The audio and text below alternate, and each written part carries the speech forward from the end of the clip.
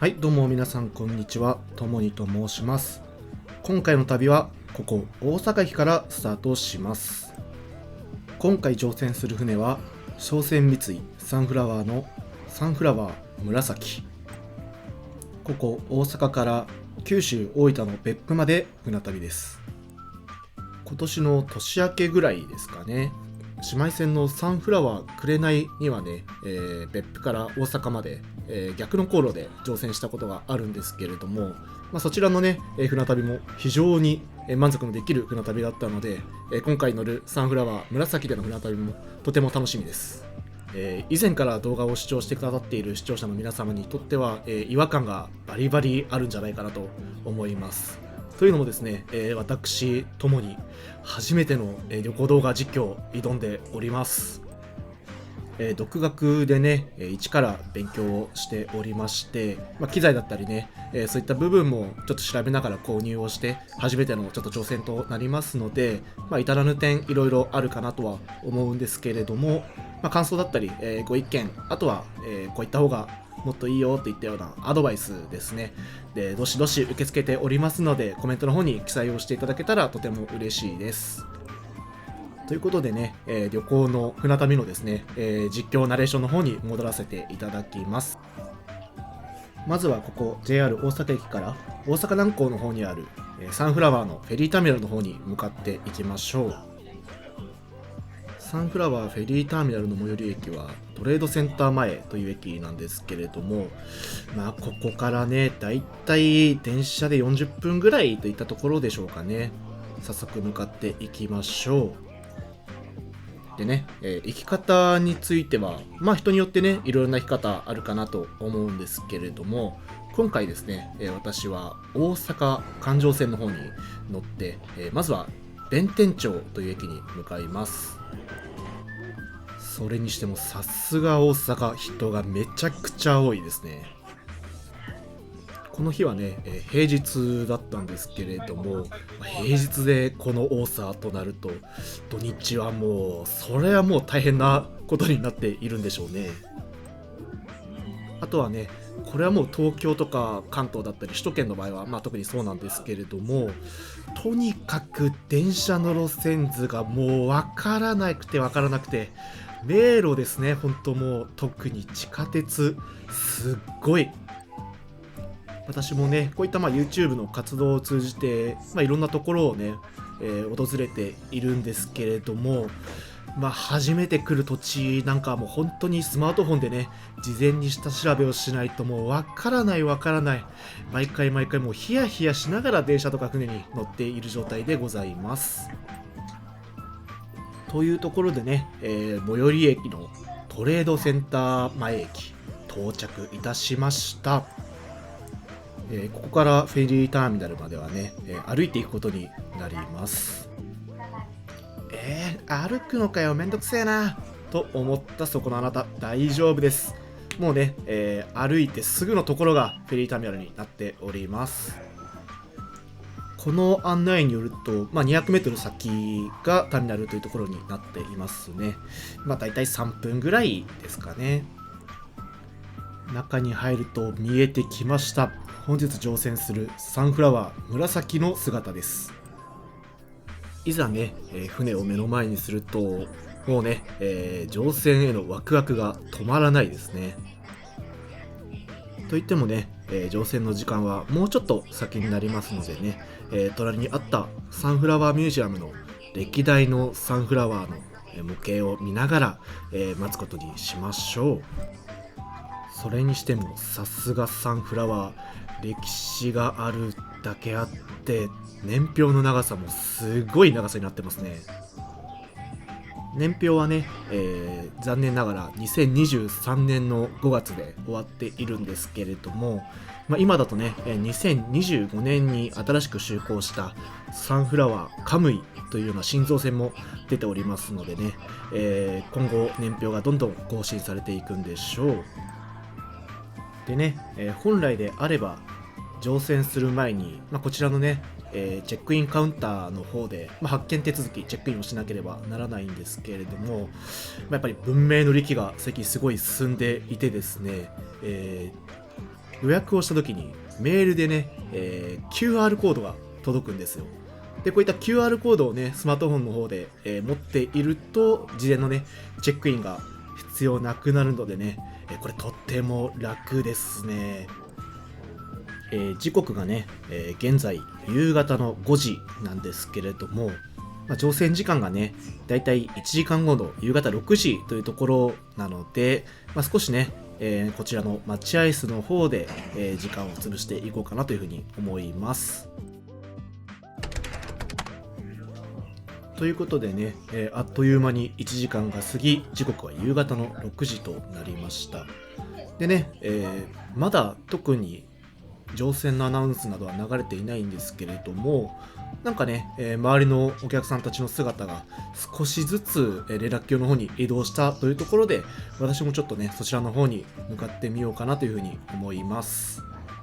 ちらっとね、サンフラワーの方を見ると、ちょうどね、トラックが搬入されているところでしたね。それにしてもめちゃくちゃ並んでますね。この行列が乗船まで続くとちょっときついぞって思っていたんですけれども、どうやら連絡橋の途中で QR コードの読み取りがあって、そこで並んでいたようですね。で、その QR コードの読み取りが終わった後はもうすごいすんなり乗船口まで向かうことができました。いよいよサンフラワー紫に乗船です。ここ大阪を7時5分に出港して、別府には翌朝の6時55分に到着する予定。約12時間の船旅の始まり。船内に入った瞬間、やっぱり一番最初に目に入るこのエントランスホールに驚きますね。この天井がね、プロジェクションマッピングにもなっているので、またね、電気が消えた後は違った一面をね、見せてくれるんじゃないかなというふうに思います。早速船内のね、散策に行こうというふうに思っているんですけれども、その前にまずは今回のお部屋の方に向かっていきましょう。ということで到着いたしました。こちらがね、今回利用させていただくプライベートベッドというお部屋になります。早速ね、QR コードを利用して中に入っていきましょう。中に入ってみるとね、こういった少しカプセルホテルのような形ですかね。一人一人区切られた空間で上下2段ベッドになっております。そしてこれがね、今回私が利用させていただく個室になります。いやもう十分な広さですよね。乗船の記念グッズとしてね、一人一つずつイヤホンと歯ブラシですね。それとお風呂にね、入るときなんかに使えるちっちゃいタオル一人一つずつもらうことができます。枕はね、これちょっと珍しいんですけれども、表と裏で硬さが若干違うようなものになっております。ベッドの中にね、上がってみるとこんな感じですかね。そして部屋の中にあるライトなんですけれども、こちらはもちろんつけたり消したりすることができて、でその下にはね、コンセントと USB 端子、そしてテレビのリモコンがあります。でこのテレビはね、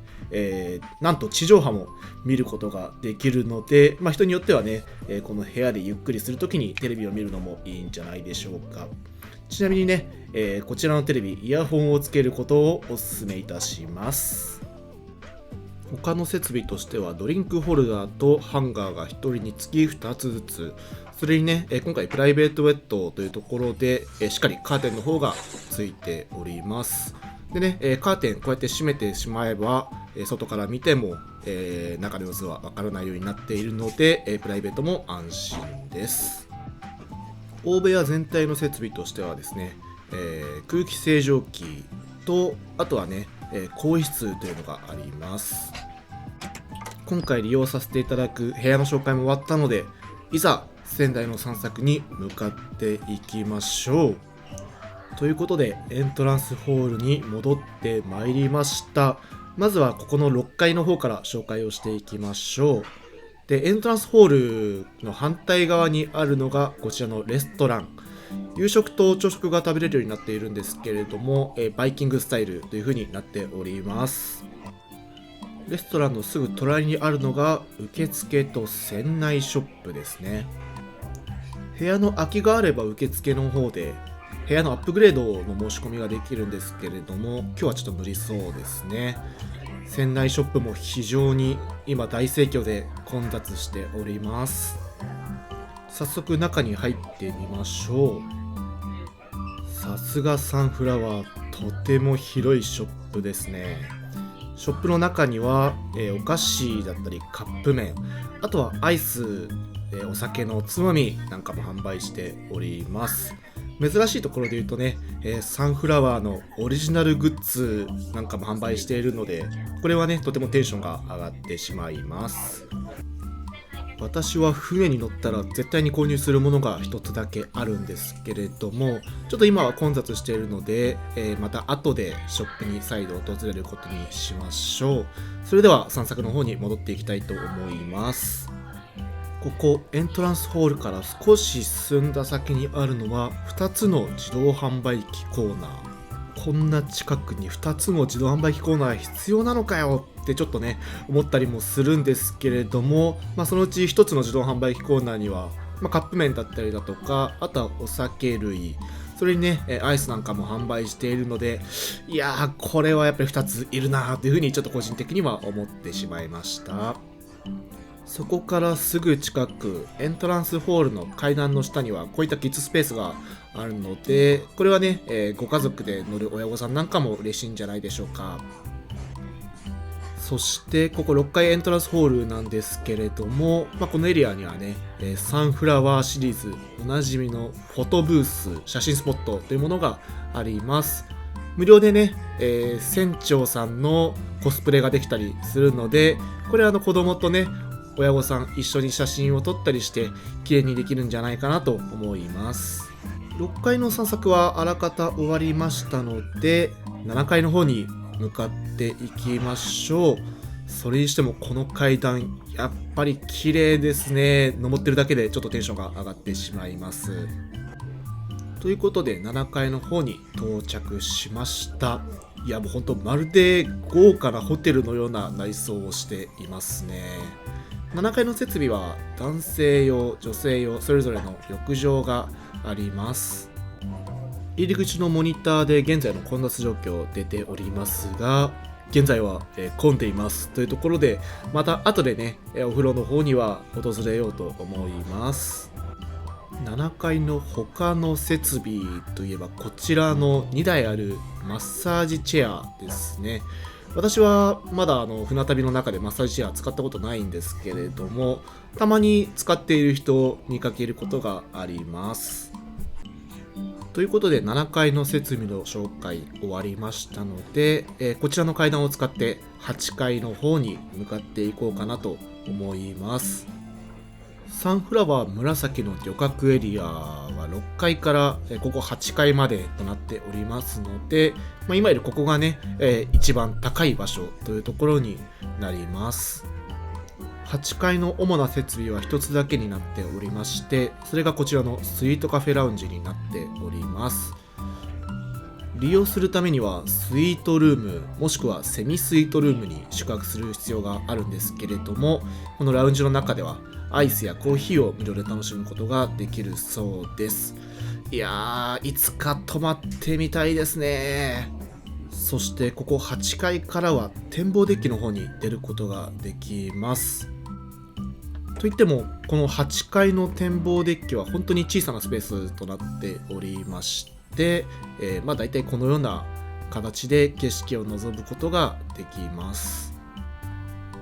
こんな大きな船なのに展望デッキこれだけかよってね思われた方もいるかもしれませんが、ご安心ください。メインの展望デッキはね、先ほどまでいた一つ下の階7階から行くことができます。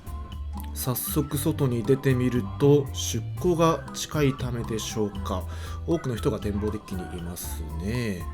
奥に進んでいくと赤いファンネルが見えてきて、さらに奥には広いスペースが広がっております。展望デッキから下を見てみるとちょうど作業員の方が出港に向けて作業をしてくれていましたね。遅延もなく無事に定刻の7時5分船が出港いたします。それでは出港する様子をお楽しみください。船が動き出した瞬間のエンジンの低い振動と、少しずつ駐車場の明かりが遠くなっていくこの景色はやっぱりいつ見てもとてもワクワクしますね。しばらく移り変わる景色を楽しんでいたんですけれども、そろそろね、夕食の時間というところでお腹も空いてきましたので、一旦船内に戻りましてレストランに向かっていきましょう。ということでね、レストランの前に来たんですけれども、さすが春休みシーズンというところでレストランはなんと満席。今まで何回かサンフラワーシリーズには乗船させてもらったことがあるんですけれども、こんなレストランが満席で入れないなんてことは初めてですね。仕方がないので先に船内ショップで目的のものを購入してしまいましょう。ということで無事に購入が完了しました。サンフラワー紫の5000円です。あまり私の他に5000円を集めている人を見たことがないんですけれども、もしね動画を見てくださっている皆様の中に5000円集めているよっていう方がいらっしゃいましたら、コメントにて、記載いただけるととても嬉しいです。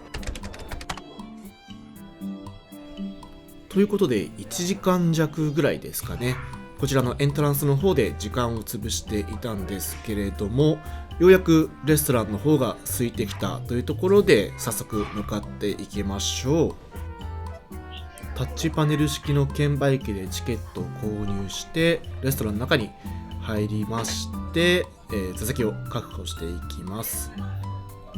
それでは料理を取りに行きましょう。サンフラワー紫の夕食はバイキングスタイルになっているんですけれども、揚げ物やおでん、シューマイ、サラダコーナー、それにローストポークやお刺身ですね。もう美味しそうなものがずらりと並んでおります。これだけ多くの料理が並んでいるとどれを取ったらいいのかちょっとわからなくなっちゃいますよね。本当は全部取って食べてみたいところなんですけれども、個人的にダイエット中というところもあるので若干控えめに行ってみようと思います。デザートコーナーもすごい充実しているので、もう誘惑に耐えきれるかが不安ですね。もちろんドリンクバーもあるので自由に飲み物を楽しむことができるんですけれども、アルコールだけは別料金となっているので注意が必要です。ということで無事に料理を取り終えました。おいともり、どこがダイエットやねんというツッコミの声が聞こえてくるような気がしているんですけれども、料理もとても美味しそうなので、ここはちょっと目をつぶっていただきたいと思います。それでは、満を持していただきます。はい、ごちそうさまでした。どの料理もとても美味しかったんですけれども、特に瀬戸内海のお刺身はやっぱりもう絶品でしたね。もうご飯とのコラボレーションがとても素晴らしくて、ちょっとおかわりしてしまいました。食器を返却して今日の夕食は終了と言いたいところではあるんですけれども、せっかくのバイキングなのでやっぱりね、デザートは外せないというところで、ちょっとね取っていこうかなというふうに思います。見てください、このフルーツの盛り合わせとケーキの数々、そしてやっぱり目を引くのがこのチョコレートフォンデュですね。これはもうね、しょうがないということでデザートも取ってきました。ちょっと左側にアイスが見えているのは、幻というところにしてください。それではいただきます。はい、ごちそうさまでした。いやもうね、言葉が出ないぐらいに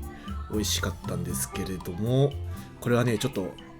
明日からダイエットをしなければなというふうに今一度強く感じております。結構長居をしてしまいまして、現在時刻は8時55分になります。この後レストランがすぐ9時に閉まってしまうので、早々にレストランを後にしました。エントランスホールに戻ると、出航した時の賑やかさとまではいかないけれども、まだまだね、人は多くエントランスホール、パブリックスペースで、船旅を楽しんでいるような状況です。本当はすぐにでも大浴場の方に行きたかったんですけれども、入り口のモニターを見てみると現在混雑しているとの情報がありましたので、少しね、時間を潰しながら待とうかなと思います。はい、待つこと1時間弱経過いたしました。ようやくお風呂のモニターの表示が空いていますという表示になりましたので、早速お風呂の方に入ってみようかなと思います。浴場内は撮影が NG となっておりますので、申し訳ありませんが撮影はここまでとなります。ご了承ください。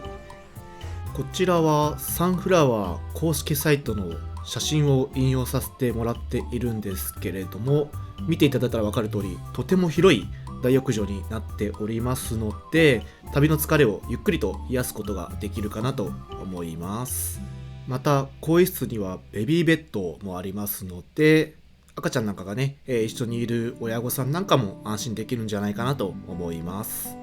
ということで大浴場で疲れを癒した後、外に出てみるとエントランスホールはすでに消灯をしておりました。消灯したことで天井にあるプロジェクションマッピングが先ほどよりもさらに綺麗に映っているのがわかるかなと思います。今ちょうどサンフラワーが地球の周りを回っていくような演出がありましたね。中央にあるメインの大階段も先ほどまでとは違った演出になっておりますので、これはこれでとても雰囲気を感じるものになっております。一度荷物を整理しに実質大部屋の方に戻ってみたんですけれども、もうすでに大部屋の方は消灯しており静かな状態でしたね。お風呂から上がったばっかりのためかまだあまり眠くなかったので、せっかくなのでね、船内の散策、夜の雰囲気を味わいに、再度部屋を出てみました。やっぱり春休みシーズンのためなんですかね。いつもよりも消灯後にエントランスホールにいる人の割合というのは非常に多いように感じました。6階と7階の座席がもうほとんど埋まってしまっていたので、追いやられるような形でですね、8階の方にやってまいりました。8階は6階7階と比べても若干人の数は少ないかなといったような印象です。8階の座席でしばらく炭酸水を飲みながらゆったりリラックスしていたんですけれども、30分ぐらい経った頃ですかね、急激に眠気の方が襲ってきましたので、これはいかんというところで、部屋に戻って就寝をしようかなと思います。明日の朝、別府港への到着は6時55分を予定しているんですけれども、できればやっぱりね、船の上から日の出を見たいというところで、苦手な早起き頑張っていこうかなと思います。それではおやすみなさい。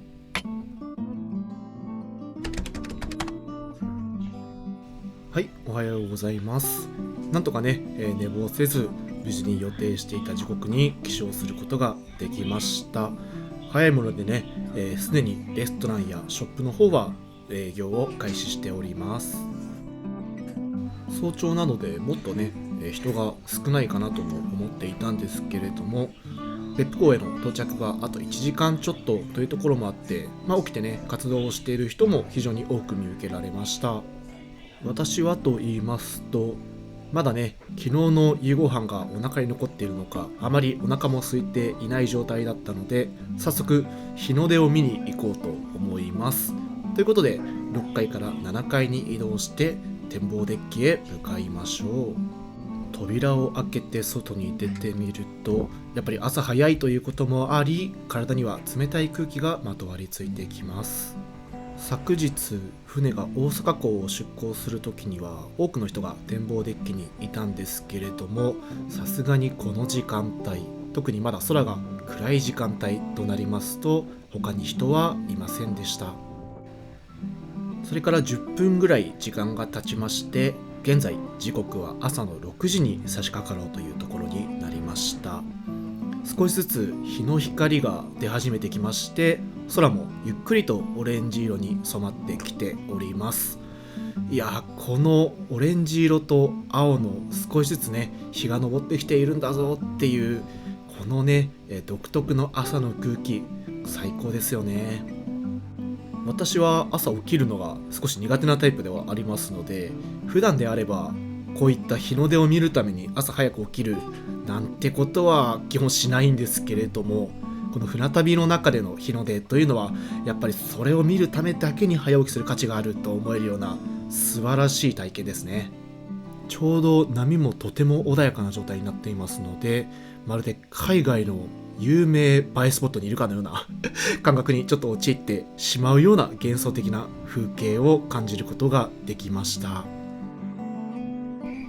長時間外にいたためか少し肌寒くなってきましたので、一旦船内の方に戻って自動販売機でコーヒーを購入いたしました。私は朝コーヒーを飲まないと体が起きないというような厄介な体質になっておりますので、これでしっかり体を起こしていこうと思います。あれから少し時間が経過いたしまして、現在時刻は6時35分、別府港の到着があと20分ぐらいといったところになりますので、少しずつ大地が近づいてきている様子がわかるんじゃないかなと思います。先ほどまでとは違い、やっぱりこの時間になると少しずつ展望デッキにも人の姿が見え始めてきました。なんといってもね、この幻想的な景色風景見えていますから、それはもうやっぱり楽しまないと損だというふうに思う人も多いんじゃないでしょうか。私は本日2回目の展望デッキにはなるんですけれども、やっぱりこう春の空気を感じられるような季節になってきましたので、とても気持ちのいい朝を迎えることができました。別府港への着岸に向けて少しずつ船の速度が落ちているんですかね。本当に水面が綺麗で波が全然ないといったような状況になっております。これはこれでなかなか珍しいんじゃないかなというふうに私は思ってしまいますね。さらに5分ほどが経過し、もう目の前には別府の街並みが綺麗に見えています。港に近づくにつれ次第に大きくなっていく建物を見ると、なんかもうすぐ到着なんだなっていう気がして、なんかちょっと名残惜しい気持ちになってきますね。それでは別府港への到着の様子をお楽しみください。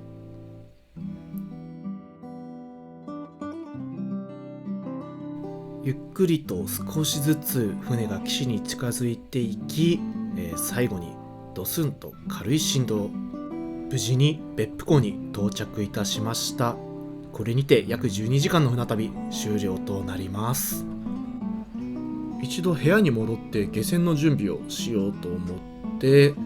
途中エントランスホールを通過したんですけれども、いやもうすでに多くの人が下船の時間をエントランスホールで待ちわいていました。分かってはいたことなんですけれども、いざこれだけの人がね、こちらのサンフラワー紫に乗船していたと思うと、やっぱりびっくりしてしまいますね。ということで一度部屋の方に戻ってまいりました。もともとあまり荷物が多くなかったので、荷物の整理、ベッドの整理はすぐに終えることができました。それでは下船の案内があるまで私もエントランスホールで待つことにしましょう。といってもエントランスホールは非常に混雑しておりましたので、残念ながら私は椅子に座ることができず、立ちながら下船の時間を待つことになりました。待ち始めてからだいたい5分ぐらいが経過した頃でしょうか、私のように徒歩で乗船した乗客の下船が始まりました。こうして乗客の姿をちらっと見てみると、やっぱり家族連れだったり学生さん同士での学生旅行といったようなグループ、お客さんが非常に多かったのかなというふうに思います。